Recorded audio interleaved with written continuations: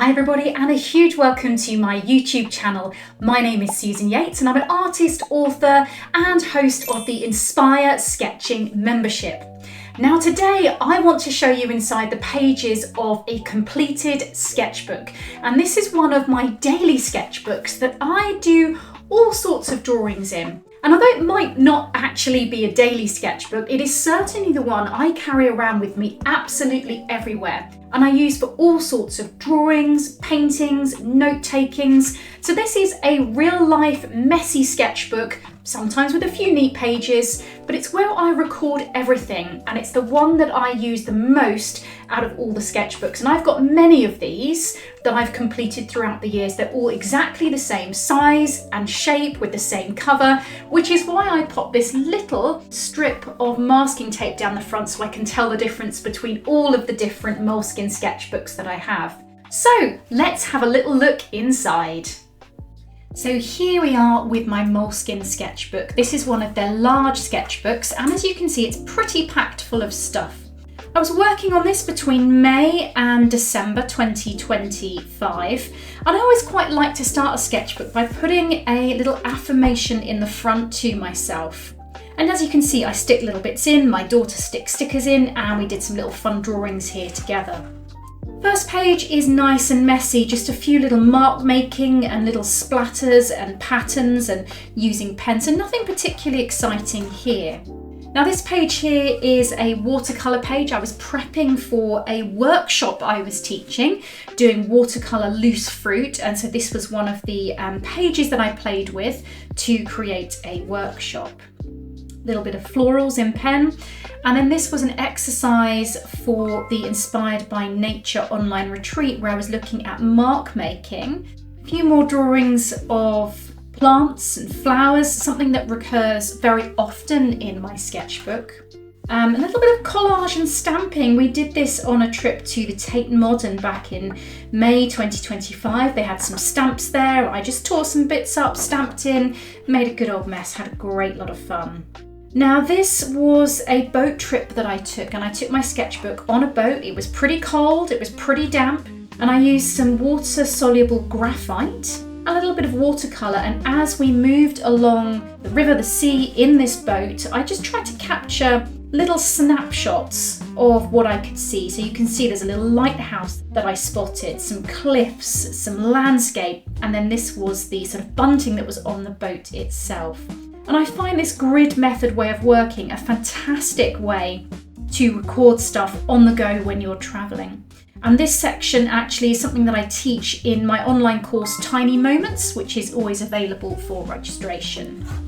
More flowers and plants, working with like a blue background and a white gel pen. A little page I haven't finished here. Here I was playing with the idea of dandelion seeds and how they sort of blow across. And I always like to stick in little leaves into my sketchbooks. I press them, and this was from a willow tree by the Seine over in Paris. Some peony sketches in pencil, and again some little thumbnail sketches of Paris when I went last year, just looking at the Tuileries Gardens, birds, the rows of trees and little scenes, and as you can see I haven't completed it.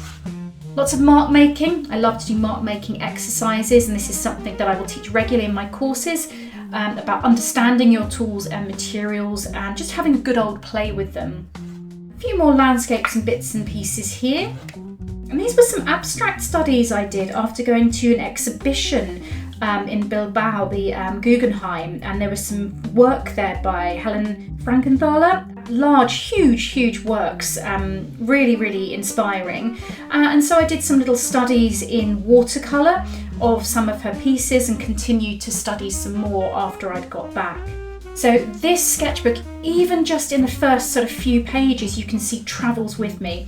Here it is when I was at the Guggenheim Bilbao, and I stick postcards in, which is what makes it fatter. I sketch on the back of the postcards. And when I'm looking at works of art, I will do a little drawing of it, pencil, maybe a bit of colour, and I'll make notes as to, things that stood out or to help describe it using words rather than always necessarily using drawing materials.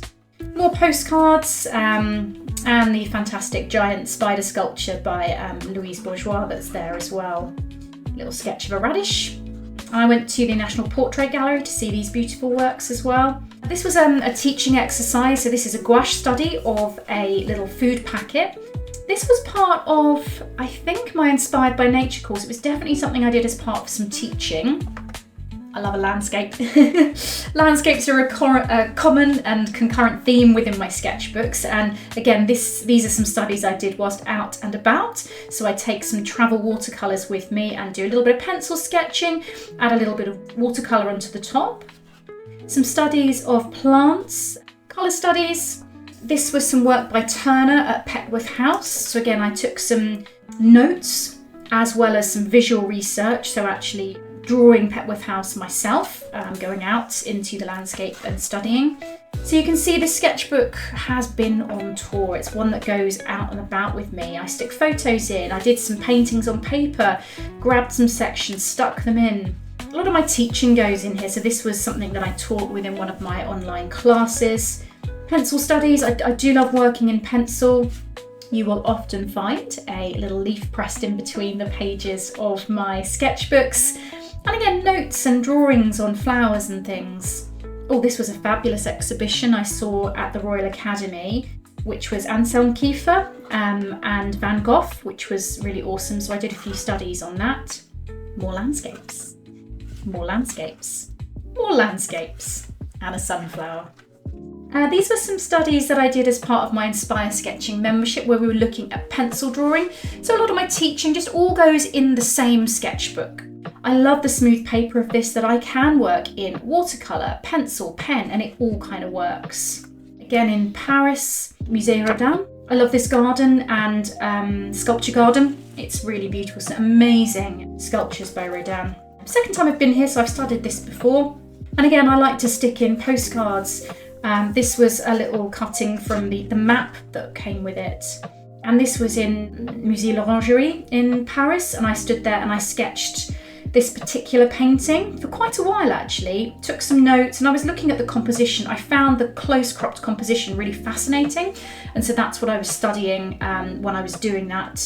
A couple of little daisies stuck in there as well. A little buttercup. Lots of notes on plants and things. A little bit of asemic writing.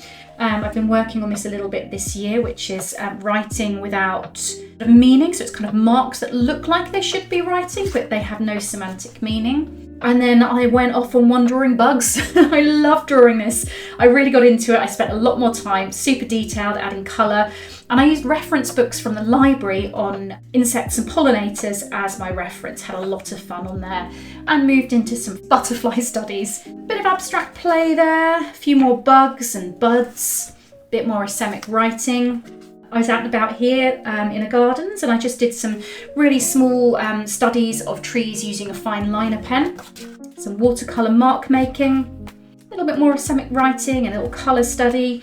And then the end of my notebooks, I tend to work from the front and the back at the same time. So the back of my sketchbooks has marks, has notes, it has books that I want to read, ideas, places I want to visit, idea starters. So what I'll do here is write down things to help get me started with creativity and sketching. So drawing the breath, taking a walk, blind contour drawing, colour mixing, grids and thumbnails, doodling. And so it's nice to have a place to get all of these ideas out of my head down onto the paper. And because this comes around with me, I've got these idea starters with me at all times. I like to colour swatch, so I often do this at the back of a sketchbook if I've bought some new paint. So these were a set of watercolours I bought, and I swatched all the colours, wrote down the names and the numbers so I know what they are. I got some new gouache paints and swatched them there. I just had a play with some of these new paints and colours and some little abstract studies. And I'll often make written notes for courses or books that I'm writing, because I also write. So I'm an author, I've written a few books, and I'm currently in the middle of writing something else. And so I do like to do written notes in my sketchbooks, as well as obviously visual.